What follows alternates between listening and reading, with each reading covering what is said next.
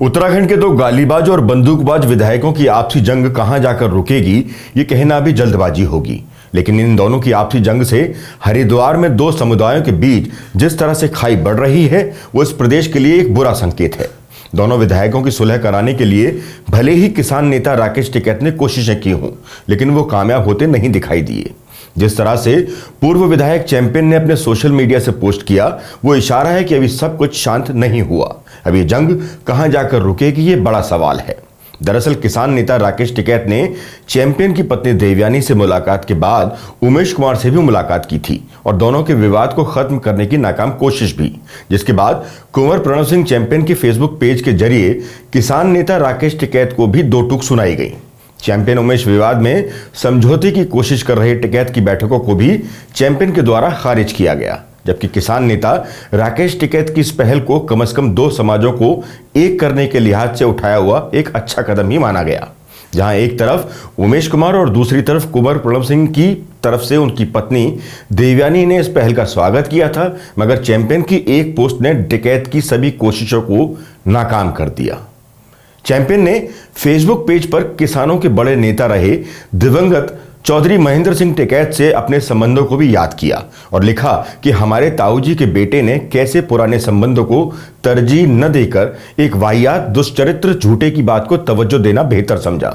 भला आप कैसे एक तपस्वी, त्यागी, संघर्षशील व्यक्तित्व के स्वामी का मुकाबला किसी बलात्कार आरोपी धोखेबाज अपराधी से कर सकते हैं। कुल मिलाकर चैंपियन के तेवर बता रहे हैं कि वो झुकने को तैयार नहीं। हालांकि उमेश कुमार की तरफ से अभी इसको लेकर कुछ प्रतिक्रिया नहीं आई है, लेकिन उमेश कुमार तो पूर्व में ही पुलिस को चेतावनी दे चुके हैं कि वो उनके बीच में न आए। निर्दलीय विधायक ने एसएसपी हरिद्वार परमेंद्र डोभाल को वीडियो बयान में खुली चेतावनी देकर माहौल को गरमा दिया था। एक बात और जो कहीं ना कहीं पुलिस की नाकामी को दर्शा रही है कि आखिर जब जिले में दो नेताओं की वजह से दो समाजों में विवाद बढ़ रहा है या बढ़ सकता है, तो आखिर पुलिस का ध्यान सोशल मीडिया प्लेटफॉर्म पर क्यों नहीं जा पा रहा, जहां कुंवर प्रणव सिंह चैंपियन लगातार फेसबुक पोस्ट किए जा रहे हैं। अगर ये पोस्ट खुद चैंपियन ही कर रहे हैं, तो फिर उनके पास सोशल मीडिया चलाने के लिए एक्सेस कैसे आ गया? कहां से उनको जेल में फोन और इंटरनेट की सुविधा मिल गई? और अगर चैंपियन के बिहाफ पर यह पोस्ट कोई और कर रहा है, तो उसको रोका क्यों नहीं गया? समाज में शांति भंग करने पर इन सभी पोस्ट का संज्ञान क्यों नहीं लिया जा रहा? जरा जरा सी बात पर फेसबुक पेज को ब्लॉक करना या पोस्ट को डिलीट करने जैसे किस्से लगातार सामने आते रहे हैं। फिर चैंपियन और उमेश के फेसबुक पेज को अभी तक ब्लॉक क्यों नहीं किया गया? यकीनन इसका जवाब प्रदेश के मुख्यमंत्री को अपने पुलिस विभाग के मुखिया दीपम सेठ से मांग लेने चाहिए। थोड़ा और कानून के रखवालों के बारे में सोचें तो कुछ सवाल और हैं जो कौंध जाते हैं, क्योंकि कानून व्यवस्था की खुलेआम इस तरह से धज्जी उड़ाते हुए इन दोनों, एक पूर्व और एक वर्तमान में विधायक ने क्या कृत्य किया है, वो बताता है कि कानून व्यवस्था को ये दोनों माननीय समझते क्या हैं। सवाल ये भी उठता है कि जिस समय ये वाकया हुआ उस दौरान आचार संहिता इस प्रदेश में लागू थी। इस दौरान सभी के हथियार प्रशासन के पास जमा रहते हैं। फिर इन दोनों से उनके हथियार क्यों नहीं लिए गए?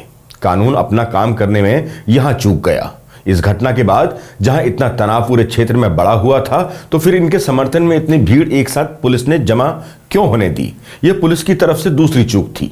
अब पूर्व विधायक चैंपियन जेल से ही अपने सोशल मीडिया पर पोस्ट कर रहे हैं, ये पुलिस की तीसरी नाकामी को दिखा रहा है। इन विधायकों के इस तरह के कारनामों की जिम्मेदारी कहीं ना कहीं सत्ता की भी है। जिस तरह से चैंपियन उत्तराखंड को गाली देने, एक ड्राइवर के साइड न देने पर उस पर फायर झोंकने, मगरमच्छों के झुंडों पर फायर करने की घटनाओं को अंजाम दे चुके हैं और उसके बाद खुलेआम दिन दहाड़े फायरिंग, बावजूद इसके भाजपा ने अभी तक चैंपियन पर कोई कार्रवाई क्यों नहीं की? ये बताता है कि भाजपा भी प्रदेश से ज्यादा अपने वोट बैंक की चिंता करती है। वहीं उमेश कुमार भी कई मामलों में घिरे हुए हैं, लेकिन सत्ता से नजदीकियां उनके इन सभी मामलों को आखिरकार ढक देती हैं।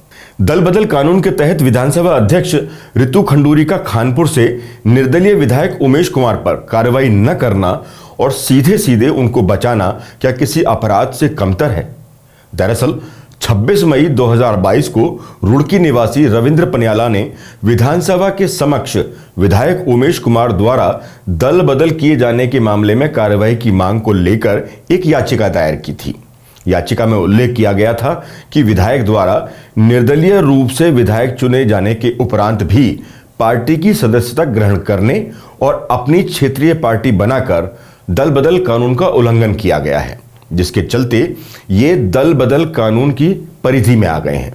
तथ्यों के साथ पेश की गई इस रिपोर्ट पर अगर विधानसभा अध्यक्ष रितु खंडूरी का ध्यान जाता तो उमेश कुमार की सदस्यता तभी रद्द हो सकती थी। लेकिन 2.5 साल से अधिक का समय बीतने के बाद भी विधानसभा अध्यक्ष रितु खंडूरी द्वारा कोई कार्रवाई न करना ऐसे कृत्यों को बढ़ावा देने जैसा है। आखिर किस बात का डर उनको सता रहा है? वो निर्णय लेने से क्यों डर रही हैं? हैरान करने वाली बात यह भी है कि पूर्व में विधानसभा अध्यक्ष ने विधानसभा भर्ती घोटाले में जिस तरह से नियुक्तियां रद्द कर दी थीं, उस समय यह लगा था कि उनमें कुछ कर गुजरने का मादा है। लेकिन उमेश कुमार के मामले में निर्णय न लेने और कार्रवाई न करना निश्चित तौर पर दुर्भाग्यपूर्ण है, जो अब प्रदेश में 2 समाजों के बीच दुश्मनी बढ़ाने का काम कर रहा है। जबकि पूर्व में दल बदल के चलते विधायक राम सिंह केड़ा, प्रीतम पवार, राजेंद्र भंडारी व राजकुमार आदि विधायकों को भी इस्तीफा देना पड़ा था।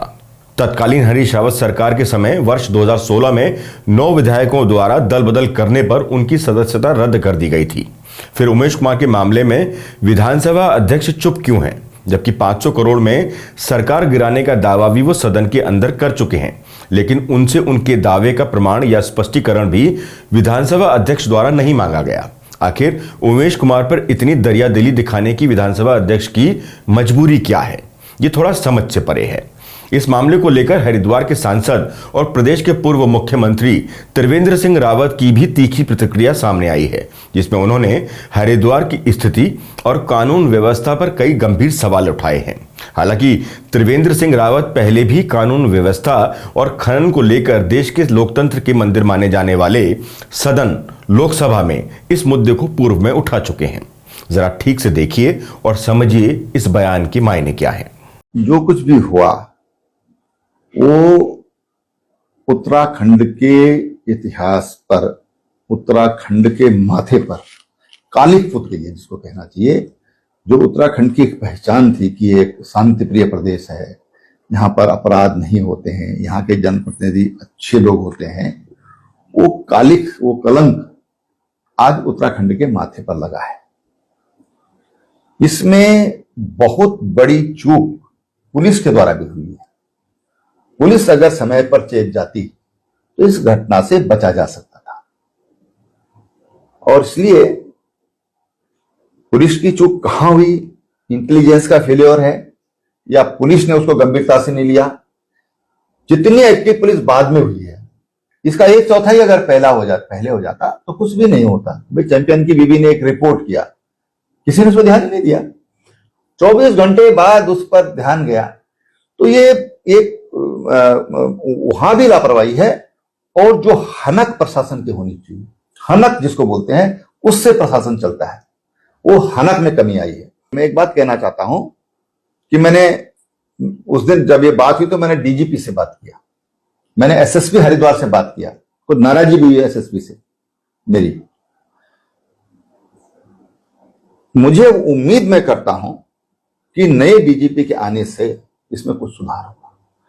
शासन के टॉप पर जो लोग बैठे हुए हैं उनके लिए सब बराबर होने चाहिए। कोई भी अगर कानून व्यवस्था को नुकसान पहुंचाने का काम करता है, कोई भी ऐसा काम करता है कि जो उत्तराखंड की छवि को नुकसान पहुंचता है। आज लोग यहां हमको दिल्ली में सांसद पूछते क्या हो रहा है उत्तराखंड में, ये तो बिहार जैसी स्थिति हो गई है। यहां बोलते हमको सांसद लोग, हमको भी खराब लगता है। मैं तो वहां का सांसदों से मुझे ज्यादा खराब लगता है, लेकिन बहुत दुर्भाग्यपूर्ण है। उमेश कुमार, जिनके खिलाफ 3 दर्जन के करीब संगीन अपराध में मुकदमे दर्ज हैं, यौन शोषण का मामला कोर्ट में चल रहा है। अब चूंकि कोर्ट का मामला है, लिहाजा इसमें हमारा ज्यादा कहना तो उचित नहीं है। पर विधानसभा अध्यक्षा प्रदेश की जनता को क्या मैसेज देना चाहती हैं? विधानसभा अध्यक्षा को चाहिए था कि इस मामले में निर्णय लें। निर्णय चाहे कुछ भी हो, लेकिन हर हालात में निर्णय होना चाहिए था।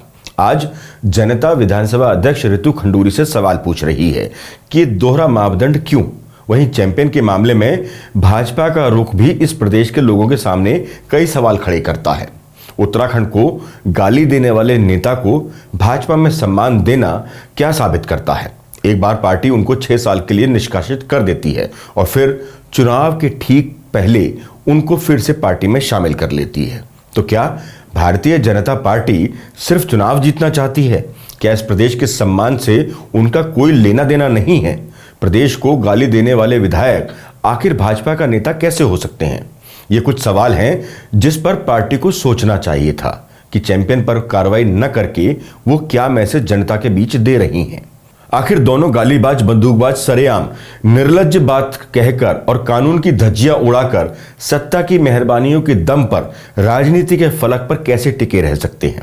इन दोनों नेताओं पर ही कार्रवाई न करना आने वाले दिनों में किसी बड़ी मुसीबत का न्योता देने जैसा है। सत्ता के साथ साथ इन दोनों का समर्थन करने वाले समाज को भी सोचना चाहिए कि ऐसे नेताओं का समर्थन कर वो उनकी गुंडागर्दी को और बढ़ावा दे रहे हैं। उन्हीं के समर्थन के कारण आज वो ऐसा काम करने से हिचक नहीं रहे। नतीजा ये कि दो नेताओं की आपसी लड़ाई में दो समाज एक दूसरे के विरोध में सामने खड़े हैं। इसलिए इस कृत्य में जितने दोषी ये दोनों नेता हैं, उतने ही दोषी वो भी हैं जो इनका इस कृत्य में समर्थन प्रत्यक्ष और अप्रत्यक्ष रूप से कर रहे हैं। लोगों को सोचना होगा कि इनकी आपसी लड़ाई से दो समाजों में कैसे कटुता बढ़ रही है, जो उनके लिए और इस प्रदेश के लिए कितनी घातक साबित हो सकती है।